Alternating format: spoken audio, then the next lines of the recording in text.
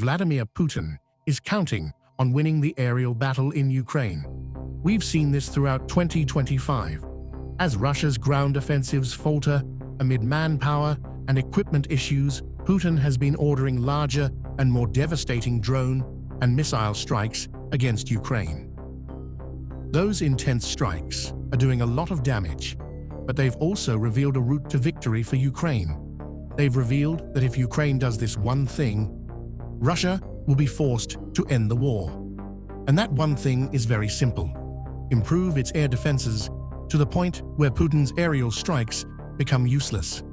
Before we explain how that is happening and the role the West needs to play in ensuring a Ukrainian victory, we need to hone in on just how damaging Russia's recent wave of airstrikes has been.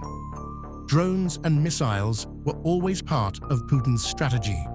He worked with Iran to get his hands on long-range Shahed drones early in the war and had launched 8,060 of them by September 13, 2024. Putin also worked with both Iran and North Korea to build up Russia's missile stockpiles. But until 2025, these airstrikes were secondary to a brutal ground campaign that saw Putin create a meat grinder in Ukraine. The Russian leader's thinking was simple: overwhelm Ukraine with sheer numbers on the ground, and its defenses would eventually falter. The problem for Putin is that the rate at which Russia has been snatching up territory from Ukraine is nowhere near enough to justify the sheer scale of casualties his military has experienced. Ukraine's Ministry of Finance says that Russia has lost 1,047,250 soldiers at the time of creating this video, with 980 of those casualties occurring on July 25th alone. In exchange for these massive losses, Russia occupies around 20% of Ukraine, a percentage that hasn't changed much since Putin launched his invasion. The war of attrition that Putin hopes will spell doom for Ukraine is instead wearing out Russia's military.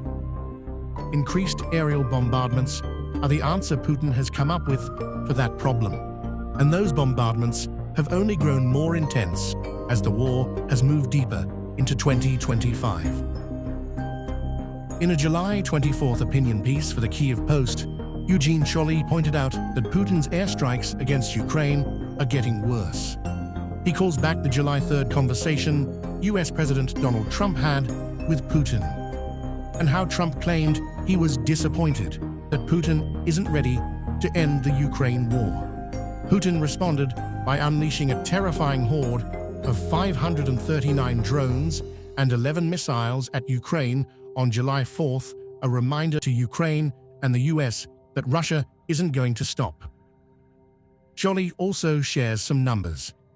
According to the Associated Press, in June 2025, Russia attacked Ukraine with 5,438 drones, a new monthly record and a 500% increase compared to earlier this year. These strikes led to the deaths of 232 Ukrainian civilians, with 1,343 more injured. And July has been even worse. On July 21st, ABC News reported that 4,929 drones and 148 missiles were launched by Russia between July 1st and the article's publication. That averages 234 drones and 7 missiles per day.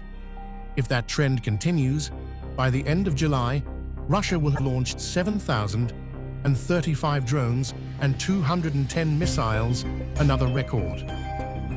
Why is Putin going all in on aerial attacks? As the Atlantic Council noted in a July 1st article, Russia wants to overwhelm Ukraine's air defenses. This isn't new, but the intensity of attacks now is staggering. The idea is to stretch Ukraine's defenses so thin that they either can't protect everything or collapse entirely. This strategy has been made possible by Russia's massive increase in drone production. While initially reliant on Iranian supplies, Russia is now producing drones domestically, reportedly even using teenagers to design and test them. Putin wants to produce up to 2,000 drones per day. Ukraine's allies are scrambling.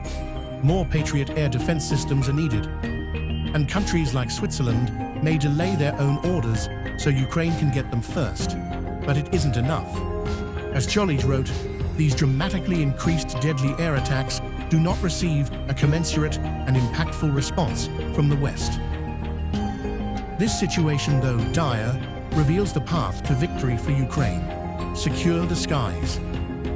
Putin has made impossible demands during fake peace negotiations, like Ukraine handing over Donetsk, Luhansk, Kherson, and Zaporizhzhia, and renouncing NATO membership.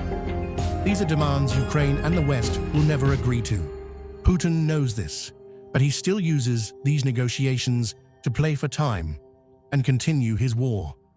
NATO Secretary General Mark Rutte has warned about the broader implications. He believes China may be influencing Putin and that Russia might attack NATO territory within the next 5 years. Experts like Dr. Rachel Ellahus point out that Putin's secondary objective is to undermine NATO and the EU and test the limits of Article 5, the Mutual Defense Clause. So what's the conclusion? Putin isn't going to stop unless he's forced to, and the only way to force him to stop is to take away his last powerful weapon, aerial supremacy. Ukraine is already acting. F-16 fighter jets began arriving in August 2024, and several dozen more are expected. These jets help suppress enemy air defenses, clear paths for Ukrainian strikes, and intercept Russian drones and missiles. Ukraine is using them to strike Russian drone production sites and launch facilities. Ukraine also uses German Gepard anti-aircraft guns, which are effective against drones. In July 2025, the US and Germany signed a deal to send 5 more Patriot systems. The US also approved $172 million to maintain and repair Ukraine's Hawk Phase 3 air defense systems.